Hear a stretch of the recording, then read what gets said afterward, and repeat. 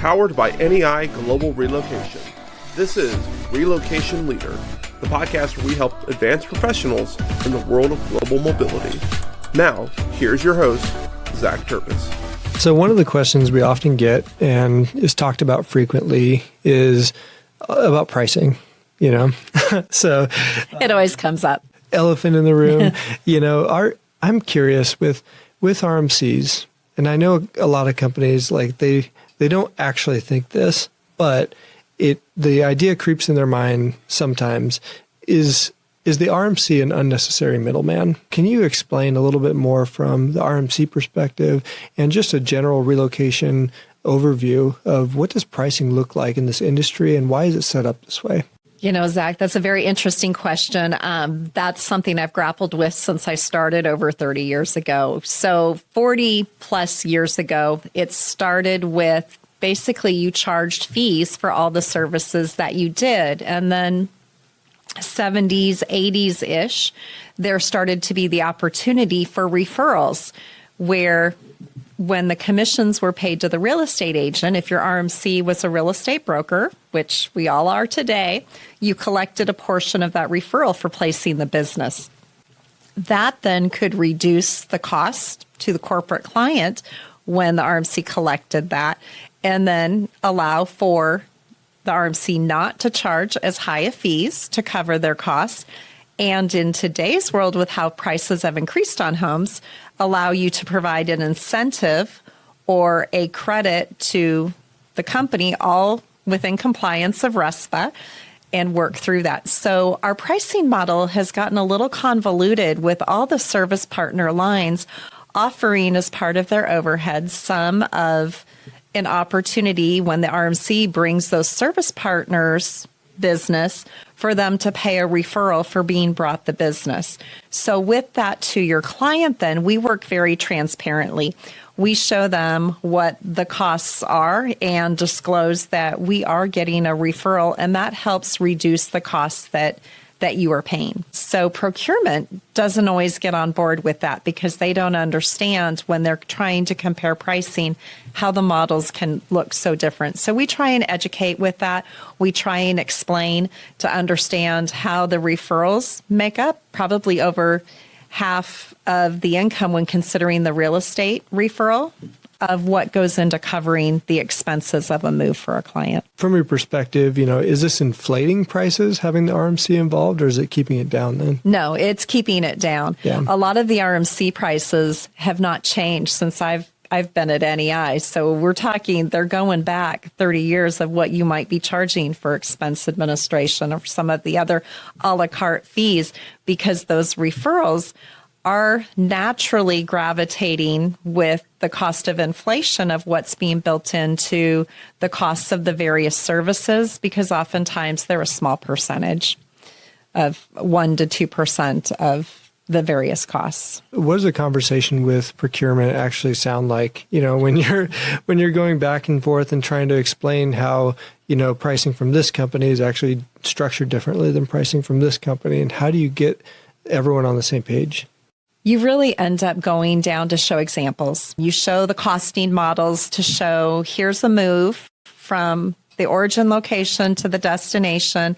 You outline all the different factors and then show what the costs are. And oftentimes with their questions, you end up kind of running your model in several different ways. And then also kind of showing the variables so that you can show what it looks like with the direct costs, what it looks like, where they're going to get credits potentially, and then the fees, if any, what those will look like, and really kind of walking them through step by step so that they really feel that they understand the model that they're selecting. They feel that it's full transparency all the way through. And we might be a little bit unique in that perspective because we do outline all that, and we do want to make sure that based upon they understand how we're pricing it and what they're going through. Sometimes RFPs come in and they will tell us exactly how to price and exactly where they want to see the different types of pricing models, and then we follow along with that. But a lot of times we're doing a lot of education up front just because a lot of companies may not go through a relocation RFP frequently. And so with that, and then only having one provider in that space as compared to their core business, where they'd have a multitude of providers providing the same services or the same product, it really makes what we do very unique. We love the concept of like blurring the lines between us and our partners. It's like, where people are working across teams, across companies with different teams, and you can really like work as one team. But I think the challenge to that is finding companies that you want to blur lines with, right? There's got to be that like culture match. Exactly. And, obviously I work for Altavita. I'd love to say Altavita would fit in with every company, but that is also just not the way of the world either. So yeah, you're exactly right. You do need a mindset shift. And I think that's where global mobility teams, travel teams, hopefully when they're looking, which provider they want to work with, I always hope that's kind of what they are looking for. They're not necessarily just looking at kind of where, what is that partner doing right now. I think it's more important to look at, okay, does this partner have the same kind of culture as our company? Because if that's a yes, it's not that it's irrelevant where they are. You still need to have a sort of, the capabilities, of course, but I think you can achieve much more by having the same mindset, even, versus maybe one with the wrong mindset that's already maybe a little bit further down the road in terms of scale or product or whatever it might be. That's certainly an approach we kind of look to have as well. I know, we obviously kind of want to win as many new clients as we can, but we also appreciate sometimes if it's not the right match, that's not going to benefit kind of either party, and that's okay. There's different companies are good at some things and others aren't, and again that's absolutely okay. So yeah, the mindset is very important. The mindset and culture match becomes, I think, vital, and then if you connect the two, that's where it's like a really, really powerful thing. Yeah, it's definitely something I had to learn, and not just partner to partner, but that's really the conversation you're having for us when we're talking to new clients. When they come to us with their relocation needs, we're not just looking to gain a new client, we're also looking for a great fit, because we understand that that relationship, it can sometimes be, I think our like average client tenure is like 12 years. So you're choosing almost like a 12-year partnership there. And we've had service partner relationships as well as client relationships since like that have persisted since we were founded. And so when people talk about it being a relationship business, sometimes I think that's glossed over, or we throw that in there because we semi-understand it. But that's what we mean, right? Is that these relationships are, for the context of the relationship is to do work, and that work has to span years. Yeah, exactly. And when you have that stability over, with a client or with a supplier, both, hopefully, that's when you can really kind of look at the long term, like where as a kind of business, or where for this, supply chain vertical, where do we want to get to? And those things take time. Even with AI, it still takes time to, refine things and see what works, because, we all have to do this around the actual, day-to-day of moving people. So yeah, that's very, very beneficial. And I think we would agree, right? It's going to be more beneficial having, 10 clients for 10 years than maybe 20 that then will change after 2, because you're not going to be able to develop with that client, customize things, kind of grow a program together if it's kind of cycling out. Because I said, building a strategy does take time. Refining a process takes time to know, does this work? Could this be improved? Okay, well, even if it's working well, what's the next step? You can't do that immediately when you're talking about, global programs. It's just not possible. So yeah, the long-term partnership is super, super important. One thing that I would say was surprising to me when I got into this industry is seeing how connected all the partners were. Explain a little bit about your relationship with NEI, what the handoffs look like, maybe between you and other partners, and kind of how that process works. And like we said, relocation and mortgage is a bit of a different animal. And I think this is one of those things that makes it unique. And I was wondering if you could explain that a little bit. Yeah, sure. So, obviously I can speak more to the mortgage side of it. We do get along good with all the other partners as well, but it's unique that we all play in the sandbox really nice to each other. Like we'll do training calls together. The preferred partners will do training calls together for the different RMCs. We collaborate, we'll get together and, see how we can offer better service and make sure that we're all kind of aligned. And it's it's kind of nice. It's refreshing, right? Like, sure, we're competitors, but we're friendly competitors, right? And we know we're not going to undercut, we're not going to take their knees out or anything like that. There's enough business for us all. And bottom line is we want to give NEI the best possible service. And that's the goal. Relocations, it's high stakes, right? You have multi-party, compressed timelines, and the preferred partners help reduce fallout. And that's what I was saying as far as, the intricacies of relocation and mortgage. Where things fall apart is when you have brokers that come in. You have a transferee that, hey, my Uncle Vinny does mortgages on the side and he's going to take care of my mortgage. That's a recipe for a disaster. So, I mean, that's when we get the call at the last minute saying, hey, Scott, can you help out? Like they didn't know that I wasn't selling the house, or they didn't take that into consideration. And can you take a look at this? And so it's staying within network. NEI has done y'all have done a lot of research and, dug into your referral partners during the RFP process. I mean, it's very, very detailed. Y'all have done the research. The partners need to understand, or the clients and the transferees need to understand. Y'all have done the due diligence. Just trust the partners, not only on the mortgage side, but everywhere. It's take that piece out of it. Trust what we've got. They're going to, we've got your best interest in mind, because we're held accountable by y'all, right? We're not only clients, we're not only working for the customer, we're working for you guys as well. So we've got people that we're accountable all the way across the board. So we want to make sure that we shine all the way across the board. Whereas, somebody that's doing one transaction a year, they don't really care if it's transactional. We're relationship, Also, I mean, just the volume of problems that we've solved together is pretty staggering. Yeah. Anyone who's made some huge life change knows that like hardly ever does it go perfectly right. And when things don't go right, having those established relationships where I can just call Scott up and say, hey, here's what happened. Here's the spot we're up against, and we need to figure something out for this so that it can remain a smooth transition. And like I said, we've done that over and over and over again. And so it just becomes sort of the air we breathe. You take that outside the network and those governance mechanisms are not in place. And so you can lose control of the situation sometimes. Absolutely. If you are going to move somebody halfway around the globe or even a state across, but that environment is going to be wholly different than what they're used to, then, being able to prepare them so that they know what they're walking into and also put them around people who can, help them understand, hey, this is going to go better for you if we engage this opportunity with a sense of curiosity.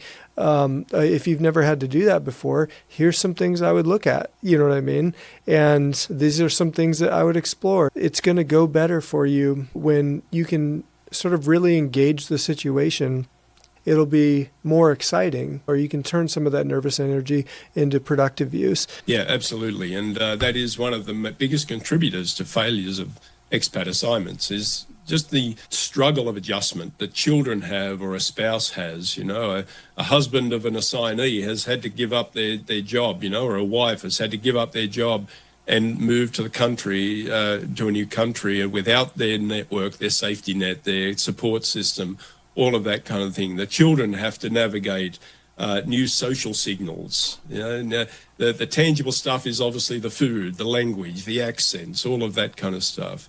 But the intangible things of social cues and peer group dynamics and all of those things. And let's not forget sheer weather. People from Brazil I work with that come and move to Detroit, it's like, okay, we need to understand the physical impact of lack of vitamin D and exposure on your skin, right? Look, you could spend days and days with people. In the work that we get to partner with NEI, and we're very gracious to do that, it is really, we are at the pointy end. I find myself as somebody who does these trainings personally myself still, we're at the pointy end of representing, like you mentioned, all of those other operational things like visas and moving furniture and that. I mean, I have the deepest respect for all of your folks that pull all those levers, because I just have to do one thing. I just get the privilege of showing up personally with these people in very intimate environments. And then how can I use that to maybe help and apply it to the other people that are, obviously sometimes just coming in random times to affect these people's lives and then going away and moving on to somebody else. Again, it's a very personal, and I call this a duty of care, right? It is a duty of care, and I know, a company like NEI practice that deeply as well. That there is a business, tangible business. There's also a very social or impactful way of doing this as well. So, often people come to us and they're asking things like, well, what are other companies doing? And is that the question they should be asking? Sometimes not, I think, when they ask what are other companies doing, I think that's kind of a normal springboard into the conversation. I think when you're looking at it from a consultative lens, the question then becomes why. I always joke that in our department, we're like toddlers because we ask why. And I think this is the perfect example. Why do you want to know that? What is the goal? What are you trying to get to? Because I think ultimately, you don't really want to do what other companies are doing. You want to take it to the next level. You want to take it beyond that. Like we were talking about the home sale. Companies are cutting their home sale programs. Does that mean that you should, though? Probably not. Companies are cutting back on temp living and maybe putting their employees in a lower grade temp living facility. Should you do that? No. So measuring against what other companies are doing is not always the best practice. I think, again, we need to look at programs holistically. We need to look at the goals. We need to look at the drivers. We need to look at evaluations, like Derek mentioned earlier. What's the feedback that we're getting from employees? And kind of figure out what's going to make the most sense with the budget that they have and the goals that they have. Because I guess when somebody approaches you and asks that question, they're sort of assuming that everyone else is going, they have a reason for why. Yeah. But if they're just looking at the rest of everyone else, it becomes viciously circular. Yeah. Yes, definitely. Yeah. And what's everybody else doing? Boring, like how do we make, here's what they're doing, but here's some other things that let's make this your policy. Let's make this uniquely yours. Let's look at options that maybe one or two companies might be offering this benefit and it works well for them based off what you've told me. Let's take a serious look at adding something like this. And it might not be what everybody else is doing, but it's an idea. It might be something that works well for your company. Mm-hmm. So I think you can get into this box of let's do it like everybody else does it, but that's not what make companies. They're unique, and that should trickle down to the relocation policies. They should be uniquely yours as well. Mm-hmm. That's not to discount benchmarking, but it's No, to say absolutely not. hey, this is a starting point. In but you addition- really have to think through why you're doing it. Yes. I feel like Amy's favorite book is Start With Why by Simon Sinek. That and Atomic Habits. I love Atomic Habits too. I think benchmarking is obviously, I love benchmarking. I'm all about the benchmarking, but I look at it very differently. I don't look at it as, okay, this is what everyone is doing. I look at it more as kind of the roadmap for, okay, everyone is doing this. Why are they doing that? Mhm. How are they heading in that direction? Where could we help maybe guide them a different way if it makes more sense for their teams? So for me, benchmarking gives me more a sense of kind of the overall state of the industry versus specific policy benefits. Yeah. So you ask Amy for a benchmark, you'll get it, but be prepared for a couple hundred questions on top of that as well. I think is the takeaway. It is. It's awesome. Usually why? Yeah. It's for your own good. For your own good. Exactly. This has been Relocation Leader, the podcast where we help advanced professionals in the world of global mobility. Listen back here every 2 weeks for a new episode on NEIReload.com or on your favorite podcast platform. We'll see you next time.